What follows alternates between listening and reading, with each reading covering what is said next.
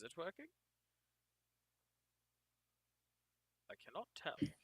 It hasn't shown up on my end yet. Let me refresh my screen. Oh. I think there is a little bit of a lag. So, like,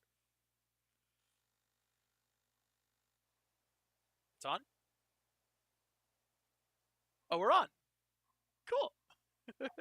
Very good. Oh, look at that. I was even sent a little thing. I can see. I can fight. What's up, Anthony? How you doing? Thanks for being here. We're just going to wait a few more minutes to see if more folks want to trickle in. How's everyone's week? How's everyone's month been?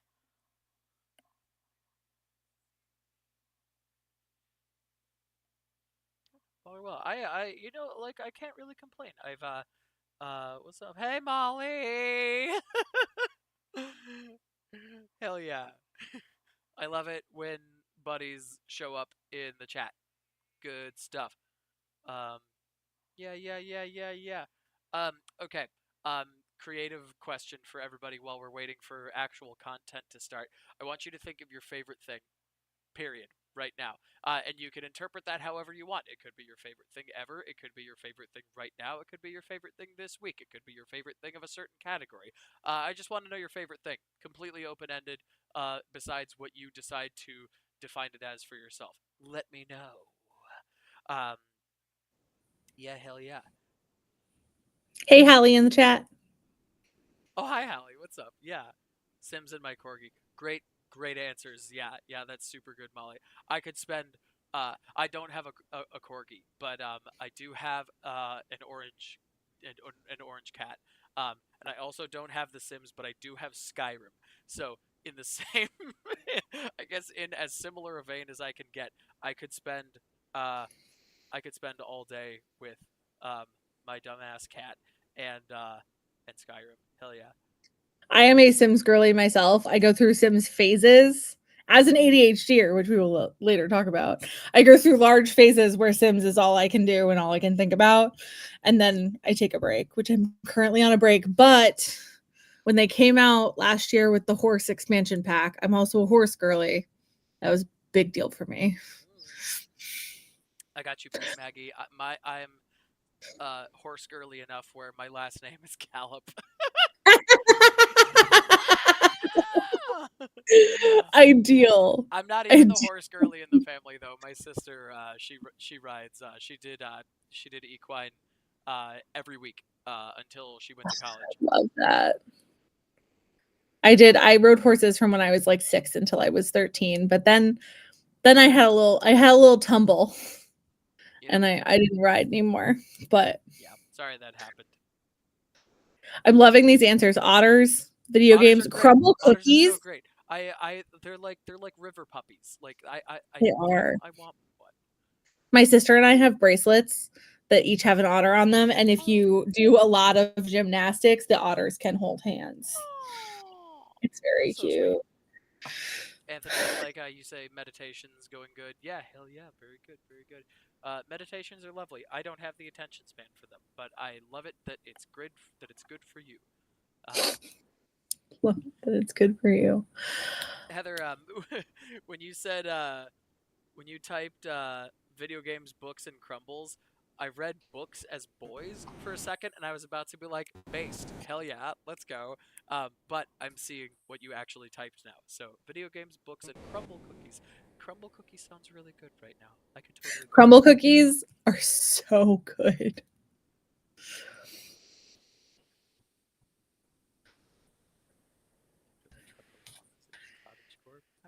Wait, Molly, what are you talking about?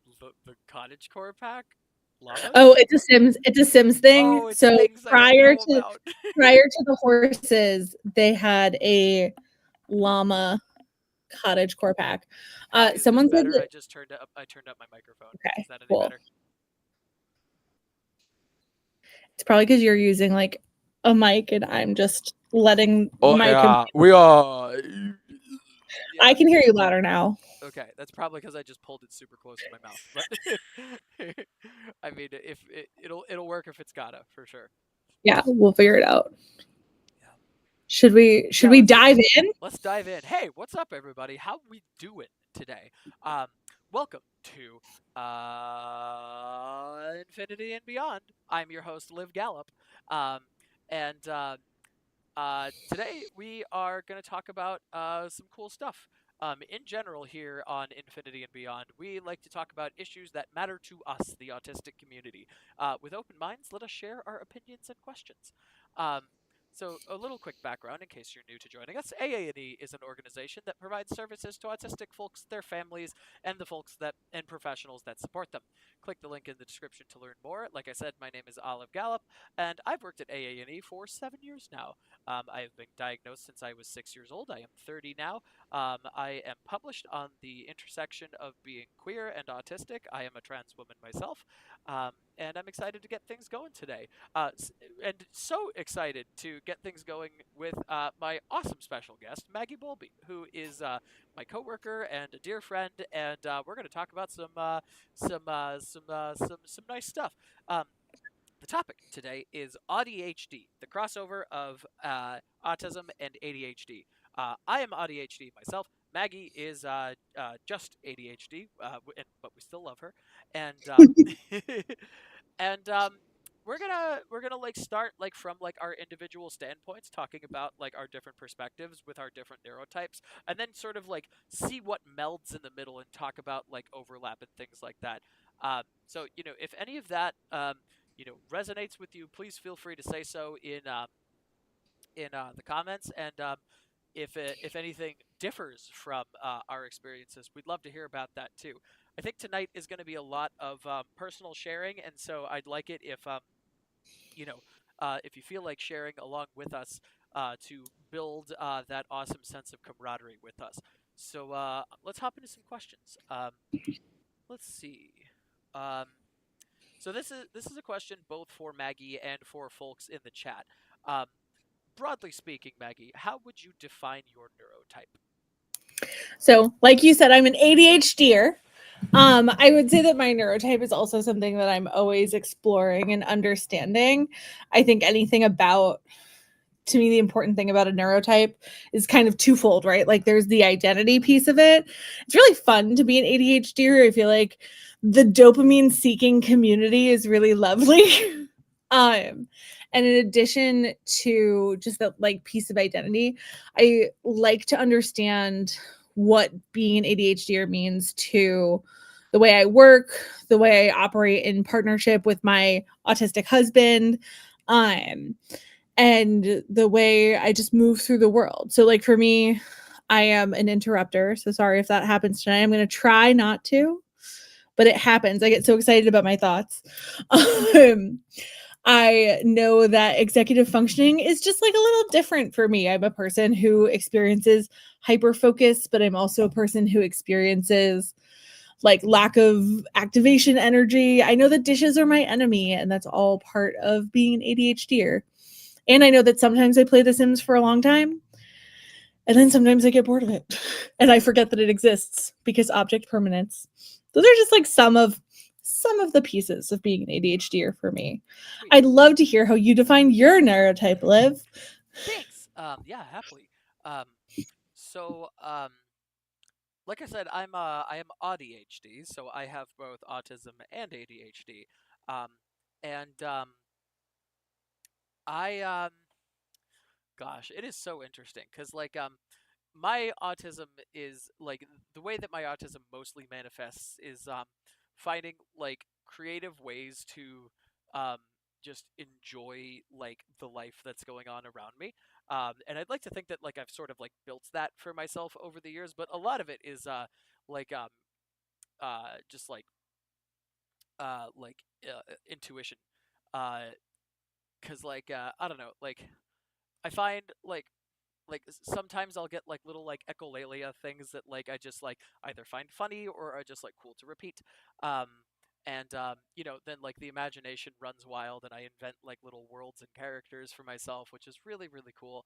Um, and it like it influences how I talk and how I like just communicate with others in general, and I think that's really sweet. Um, and then like challenges too, because like you were saying with executive functioning, like I have a really hard time with like, admin stuff. So like, emails and like all that kind of like calendar keeping nonsense. Like I have a calendar in front of me. I could easily write in it with the pen that I have next to me. Um, but I don't because that's a task that I don't want to do. Um, and so like there's a lot of positives and negatives.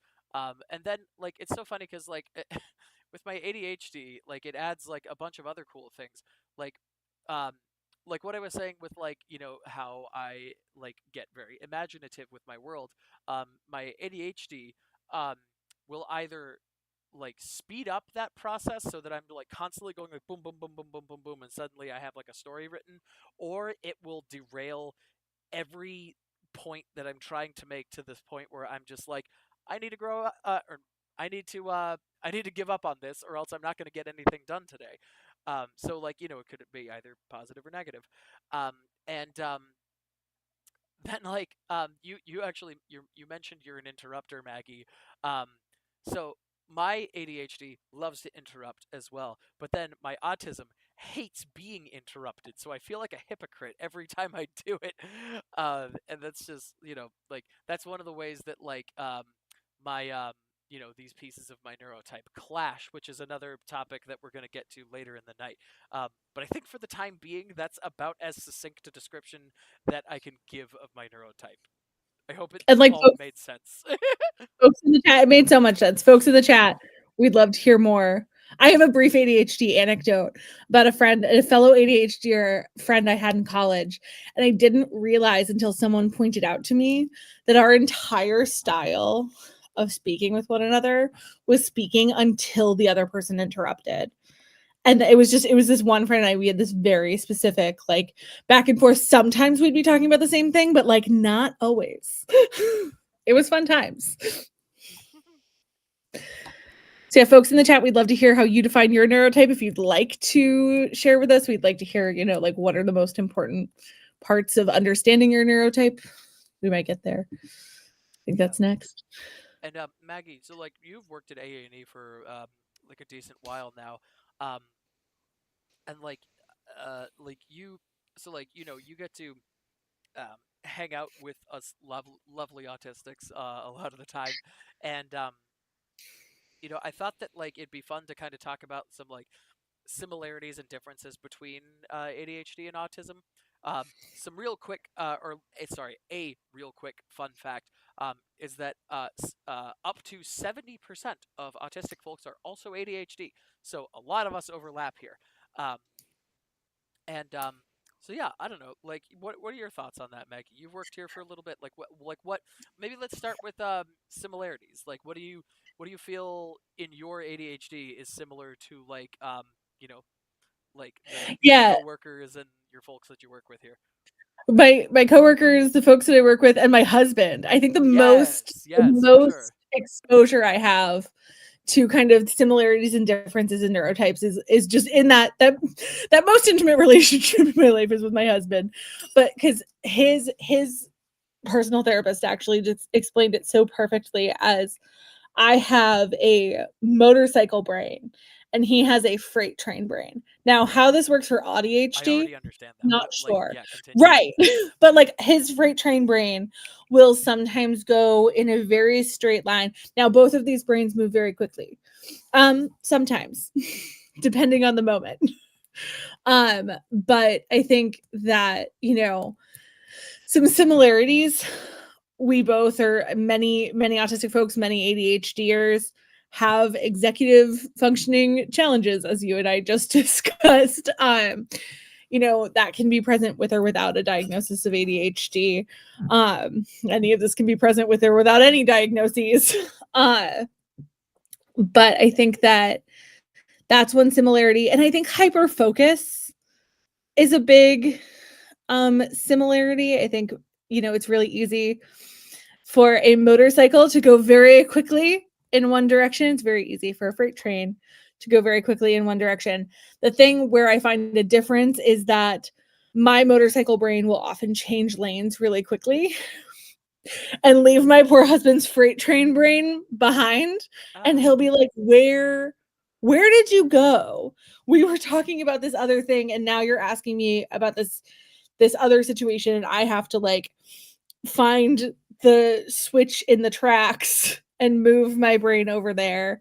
Um and so those are, I don't know, those are some of kind of the things, but again, we both have hyper focuses. I would say that his are kind of longer standing and mine will shift as like, I don't know, we found a new budgeting website over the weekend. It's got spreadsheets. Anybody who works here knows I love a spreadsheet. Yes, I do. Um, so I got really excited about that. Whereas his interests will be longer standing, but he'll still go through periods where they're more or less intense. Um, so yeah, just lots of similarities. We both tend to run out of social battery, even though like I'm an extrovert and he's an introvert. Like we both need that time, that downtime. Yeah, I don't know. That was No, that was very thorough. Thank you there for will be that. more. Yeah, no, I super appreciate that. And like folks have been saying in the chat, I love that analogy. Um, and I know you were asking this sort of rhetorically, but like to give AuDHD a vehicle in that analogy, I would say that it's like a hypercar, like one of those ridiculous cars that like if it's tuned right and if it's all fueled up, breaks 300 miles an hour. Like the thing is just, it's a laser. It cuts through everything else. It gets ahead of the competition. It brings you to speeds and heights that have never been reached before. But if it's not tuned right, then it might explode, and then you have to spend a couple hours in the maintenance pit. Um, you know, one figuring out what went wrong because I'm sure a lot of ADHDers who are watching right now know that like identifying the problem is like half the problem sometimes. Um, and then like the maintenance required to not only fix the problem itself but then to manage the stress that came along with it. um so yeah, hypercar. I'd like to think myself a I like Bugatti that. if I had to I choose. like that. Yeah. Oh, I thought of one more thing. It's the true ADHD way. I thought of one more thing, One more thing. which is very specifically, and again, this may not apply to everyone, but processing. Because something that will happen, I hope my husband, I mean, I have, my husband knows I talk about him at work and in work contexts all the time, and he is okay with it. But one thing that often happens to us is my ADHD brain will be seeking input fast. Like I'm trying to solve a problem. I need an answer now. I need it. Like my brain will be very like it almost waiting for something can like make me almost like itchy sometimes, like waiting for him to respond to something. But what his brain needs is quiet processing time to figure out what his emotion is or what he wants to say or how he wants to solve the problem. And those are the moments that are the most tricky. And now imagine that dynamic but within But yourself. in your brain, people Yeah. are already saying this in the chat. Really? Oh, sick. Hell yeah. Yes. Because that's literally like what you just described is a constant thing that I have to be juggling. Where like in fact it happened today. Besides AA&E, I also work at my local Petco. And those who have worked retail before can probably agree with the statement that it is hell to work in a retail environment as an autistic person. And today was particularly annoying. So when I came home, I was already like completely worked up, totally stressed, had a migraine on top of it. Um, and I needed quiet. But then like after like a couple minutes of sitting in that quiet, my ADHD was like, "And now what?" What's next? Like with a big grin on its face, like, "Yeah, now what? What are we gonna do now?" And so what I found in cases like that is that finding things to either stim with or just like do as an idle activity is the nice middle ground there. Because like if I'm exhausted and I need quiet, then like I don't really want to do an activity, but like I can do something like I don't know, noodle around on my guitar for a little bit. Um, and then my ADHD, like if it needs to do an activity, um, but like I can't do an activity, then it'll be okay if I do something that's like, at least like doing something, even if it's familiar, explored territory. Um, yeah, for sure. Um,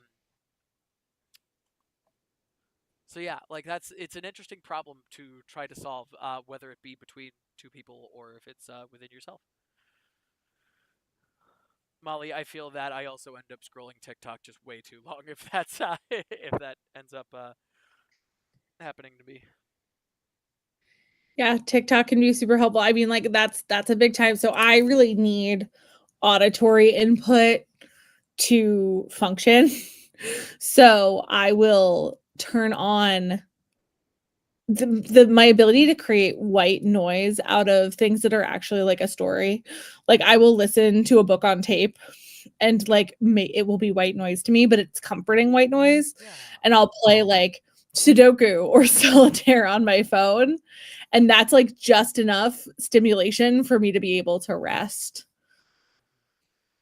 Um,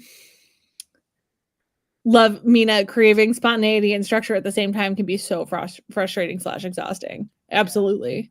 I think we're already like we're getting into a question that we were planning on saving for later, but let's just jump into it now because we seem to keep Let's coming do back it. to it.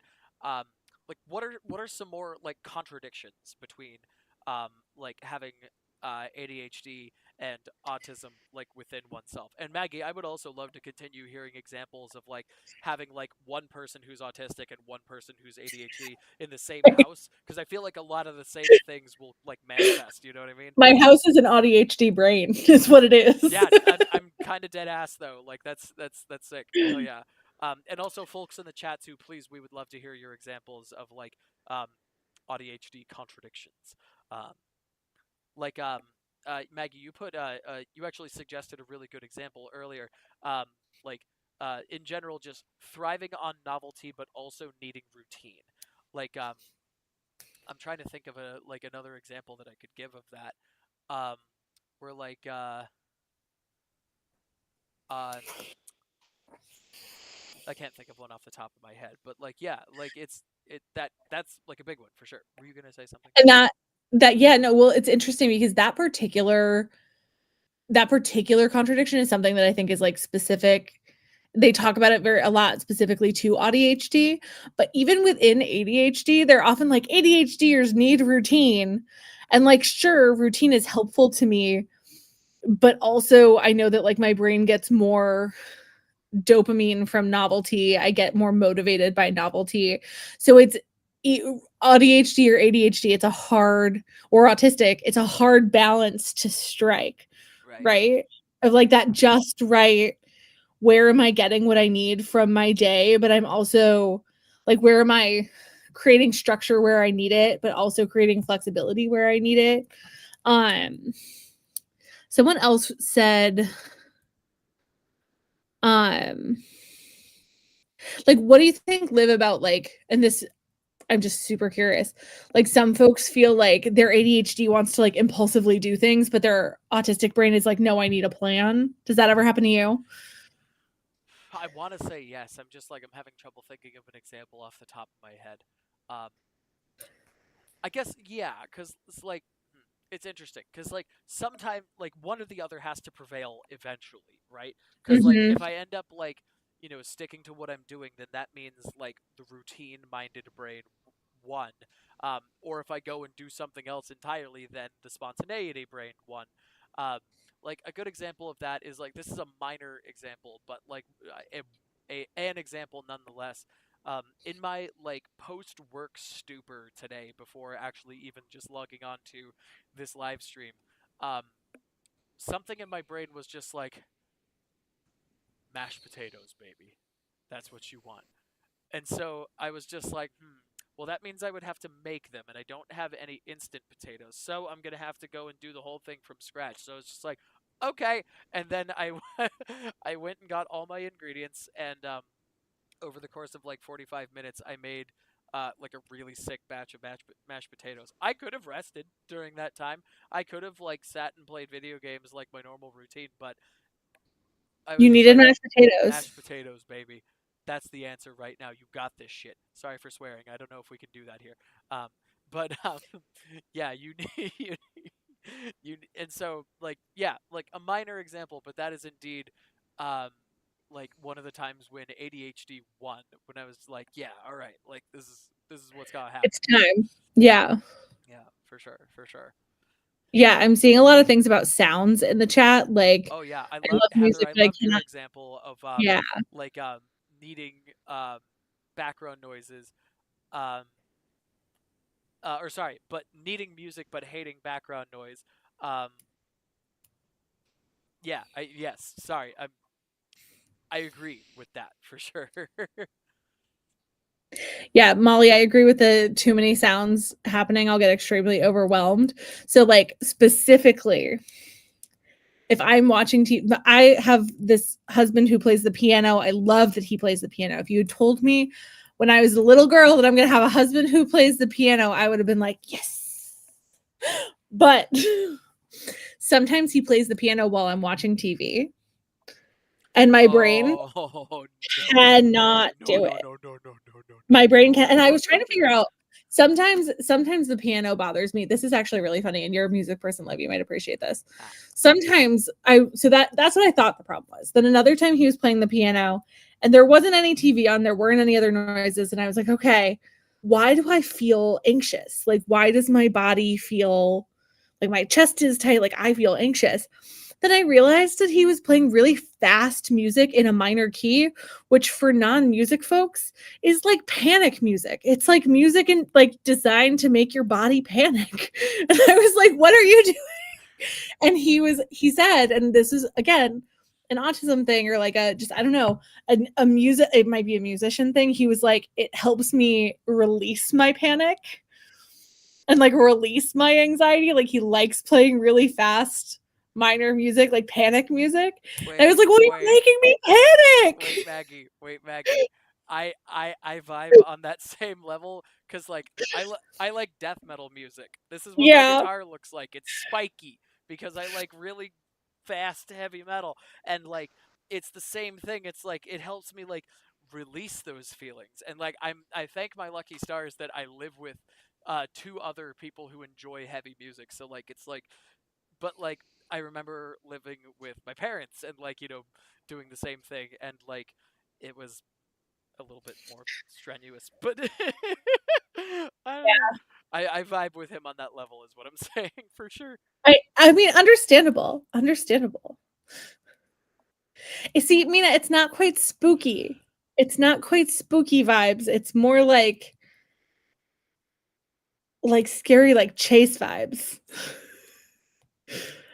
Um, but yeah, that's one of our neurodivergent household things. Um, what I'm curious about, I don't know if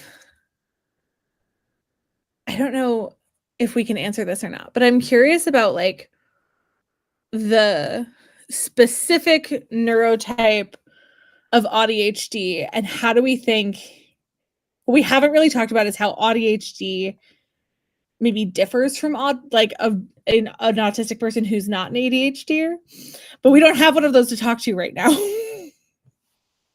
Yeah, that is interesting, isn't it? Is there anyone in the chat who happens Anyone in to the be chat? just autism and not ADHD? Would love to hear your perspective as well. Yeah.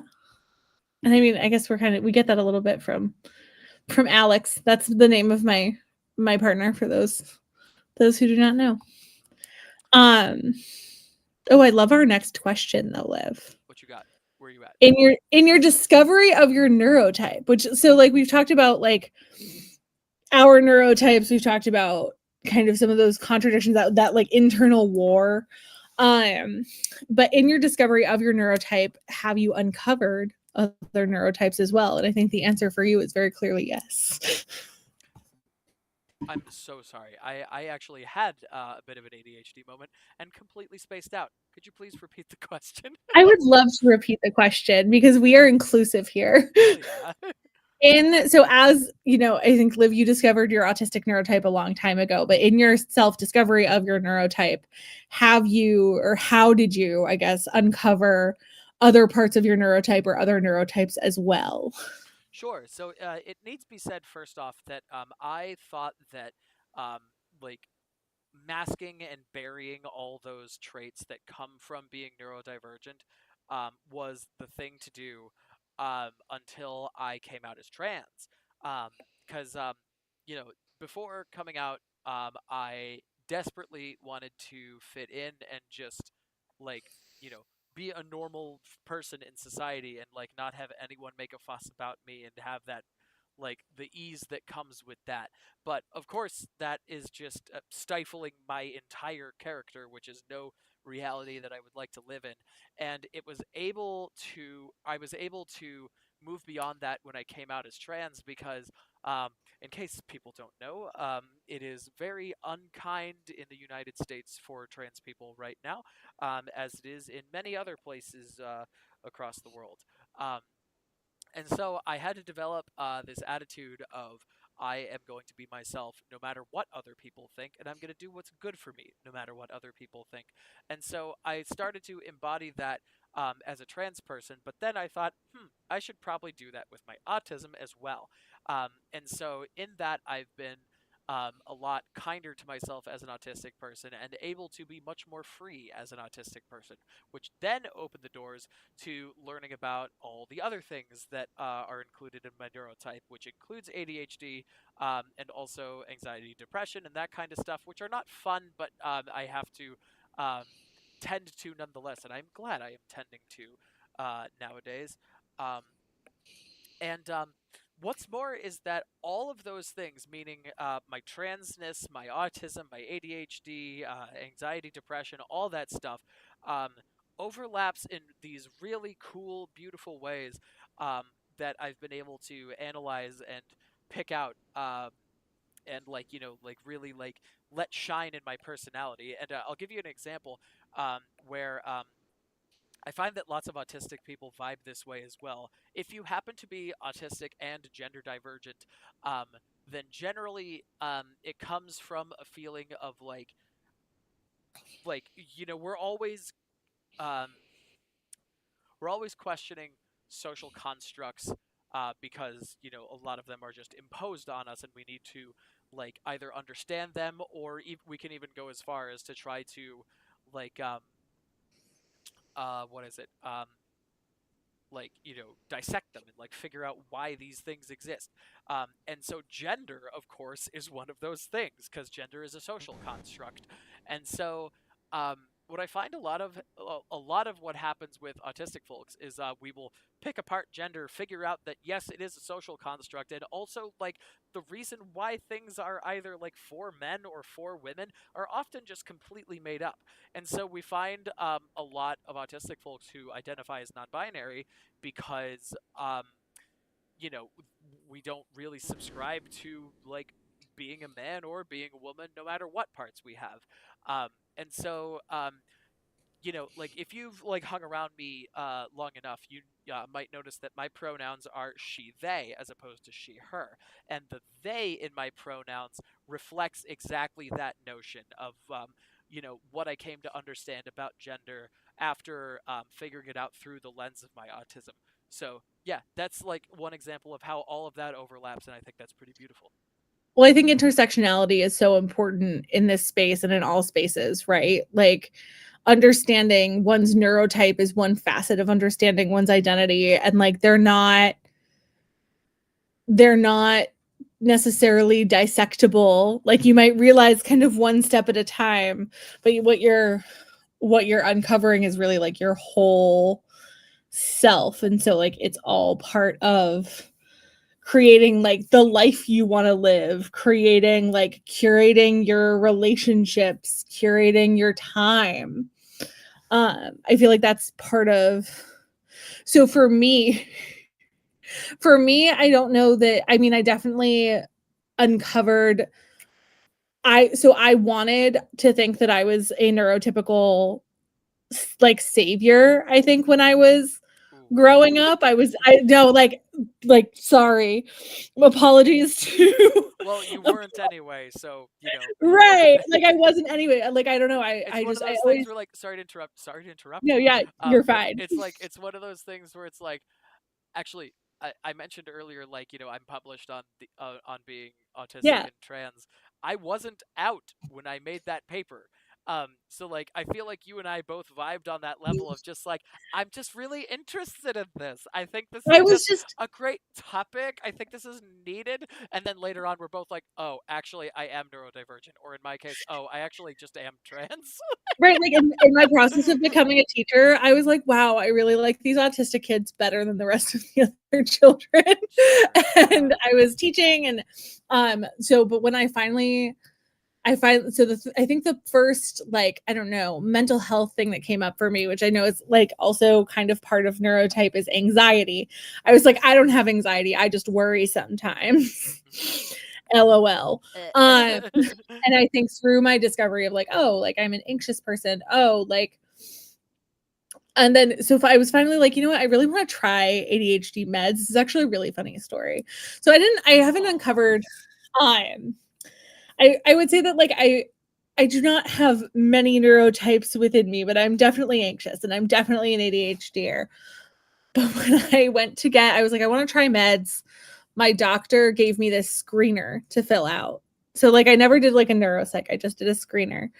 But I filled out the screener on my way to the appointment. It had been in the bottom of my purse since the previous appointment. I was a teacher, so I filled it out in magic marker Yes. on the Beautiful. steering wheel of my car as like at stop signs and red lights as I drove to the appointment 20 minutes late. I walked into the office. I was like, I think it's me. I think I have the ADHD. Hell yeah. uh Hell yeah. and yeah, and it's been a very interesting part of understanding my identity, understanding things like I later got diagnosed with an eating disorder, and understanding how ADHD and eating disorders and all of those things kind of interact. Yep. Um, so I think it's just so helpful to understand like and to do that introspection, right? Like you don't need an evaluation necessarily to introspect and say like, hey, these things are things about myself that either I like or don't like, but either way, these are things about me that I could work on, or these are things about me that I can accept radically and like adopt as part of my identity. Mm. And that's really like fun and cool. That's totally awesome. I love that. Folks in the chat, we'd also love to hear like how have you I know a lot of autistic women were diagnosed with ADHD first, and then they kind of like take it back and they're like, LOL, you're autistic. And then sometimes folks will be like, I think I'm both. Also, insert like so many other things that women or that AFAB folks get misdiagnosed with before autism. Also, Brianna, I see your comments in the chat saying that you are autistic but haven't been diagnosed with ADHD. So yeah, like if you want to like share your experience in the locomotive versus hypercar analogy that we were doing earlier, that would be totally awesome. Thank you for piping up. Yeah, I really we'd love to appreciate that. hear it. Um, Love to hear it. so Maggie, like I talked a little bit about why it's important like to discover who I was through my neurotype, um which like like it essentially helped me uncover the neuro queer label that I'm quite fond of nowadays, which also shout out Jay Evanson Igler for introducing me Woo! to that term. Hell yeah. Oh, if you watched our live stream with JEE, which if you haven't, I highly recommend, JEE and I will be doing a webinar on AuDHD. Link in the description. Like, It comment, will and be a more subscribe. it will be a conversation a little bit like this, but it'll have slides and stuff. So it'll be a little bit more formal. This is kind of our informal chat space. Our newsletter is also on AuDHD this month, and then we will have this webinar For in sure. April. Also, as long as we're shouting out other like products that we're doing, um, we have our lovely technical support guy Ryan Walsh, who has made sure that we are live today. We wouldn't be here without him. And he is helping to deliver a presentation tomorrow, actually, around helping your parents understand, your neurotype. And I think that's so valuable to have like a family unit completely behind who you are as a person. So if that sounds interesting to you, you should totally go to it. We're actually also doing an upcoming webinar. We're doing so many upcoming workshops. I'm actually just going to drop a link. If so, again, if you're interested in these kind of deep dives on a specific part of being autistic, Ryan is also doing a workshop on masking later in March on the 12th. We just have like literally a new slate of workshops coming out, and they're going to be amazing. So here's a link. I am technically the Association for Autism and Neurodiversity in the chat, so that's check those out and see. I'm sorry, Liv, I interrupted you Hey, it's to do okay. our spiel. I'm in professional mode. I understand. um, so yeah, no, Maggie. I was asking earlier, like, I described like a big important part of how I uncovered like a big piece of my identity through understanding my neurotype. Do you feel that you've had moments where you've been able to do the same? Yeah, so I think that something that's really cool is finding the online communities for both autistic folks, for ADHDers, for neurodivergent folks. I think that there's like you just learn these little like terms for things you didn't understand before, right? Like for one of them, for I'm not doing it today. One of them for me is called dopamine dressing. I hadn't heard of it Explain. until I was in this online just space, and it's just the concept of wearing whatever makes you happy, um but um specifically like bright colors, bright patterns, like just picking out clothes that make you smile that maybe as a masking thing you might not have worn in the past. That's really big for me. I think another big part of discovering that I'm an ADHDer contributed to like a journey of self-compassion for me. Yeah. Um, and being able to like, oh, I just read Laziness Doesn't Exist. Shouts Uh, to Dr. Devin Price, my boy. literally our favorite person, Dr. Devin Price.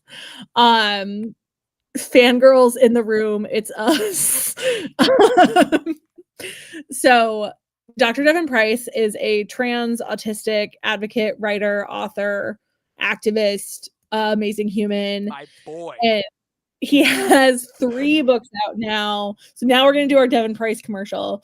He has 3 books out. I have read 2 of them. I've read Laziness Doesn't Exist, which I personally thought that I had really unpacked a lot of my laziness stuff in favor of self-compassion. Reading this book, I was wrong. And I had a lot more unpacking to do. He also has Unmasking Autism. So if anyone watching needs more information on more affirming, compassionate information on autism, Unmasking Autism is great. His book that just came out is called Unlearning Shame. And I Based. cannot wait to read it. I'm sorry, listen to it because like Mina said in the Also, chat a long time ago, yes, I am also that going is to listen to it, but I'm very excited to do so. I cannot wait. One more anything I just remembered to plug our so if you were with us last month, we talked about adulting, and we are in fact having a whole conference on adulting. Yeah. But it's called Building Interdependence.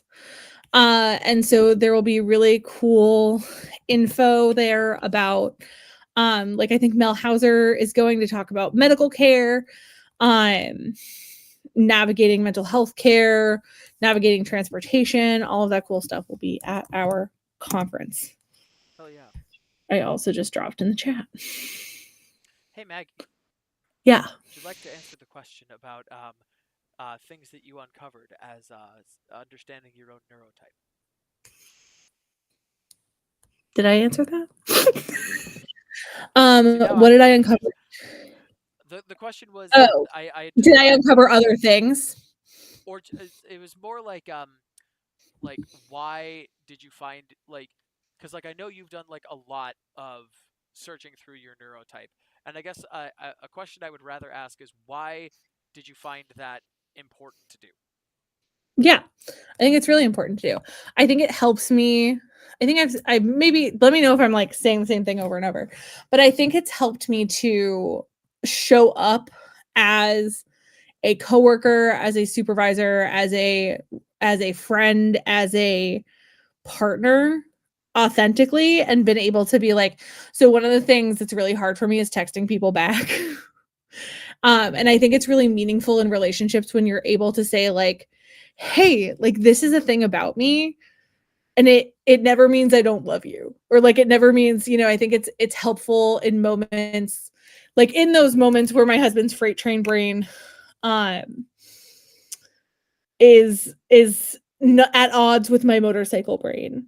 I think having that understanding and that just like that, again, the self-compassion, the understanding is helpful in order to, again, like show up authentically without shaming myself, Yes. but also like communicating like the way that you and I do meetings. So I totally where agree. Liv and I both know that we're going to show up to our meeting, but we're also possibly going to be a little late, and we handle it. And it's just something we know about each other, and we do a really good job. Totally. Hell yeah. Okay. Um, so Maggie, we've been on for about 45 minutes right now, so I think this is probably a solid time to start wrapping up. But I just wanted to ask Yeah. if you had maybe like any last thoughts around you know, the freight train versus the motorcycle, anything you might have been holding on to that the folks might want to know. Not that I can think of. I am super happy to have been here. I'm always here in the chat, often here in the chat. Sometimes it's late for my sleepiness. Um oh, Hallie, I hate being late, but I'm never on time. Literally story of my life. That is where most of the anxiety comes from. I Well, that's another important thing, is like realizing that like a lot of the reason I have anxiety is because I have this ADHD and these societal expectations and this trauma, and when they don't line up, that's where the anxiety comes from. Um quite. Boom. Uh so yeah, thank you all for being here. I think this was awesome. It was super fun to be with everyone. Yeah. I one last thing I did want to share is that like a radical thing you can do for yourself is just like make space for your autism, your ADHD, anything that you might have going on. I'm actually pretty confident Devin Price goes over this in his book, but I'm going to say it still, that like, you know, if you can make room in your own personal world for everything in your neurotype, whether it be helpful or not, or just like a kind of neutral whatever, um, then that is a wonderful step to unlearning feeling any sort of shame about it, which turns out alleviates a lot of anxiety and therefore lets you function better. So, um, you know, I obviously easier said than done, but it helped me a lot to learn how to do that for sure. Um, Thanks for being here, everybody. This is a really good conversation. Thanks for being here, Maggie. This like flew by. Like much like our one-on-one meetings. Like all of a sudden it's like, oh, Like, oh hey, it's time. I know. I love that. It's always great chatting with you, Liv. And it's I'm so excited to. Thank you for having me as a guest. of course, yeah. All Well, right, folks. from us here at AANE, very much good night. We think you're great. And just as a reminder, like AANE is here for autistic folks, their families, and the professionals that support them. Um, my name is Liv. This has been Maggie, and I'll see you next month. See you next month, folks. April 1st. Bye. Bye.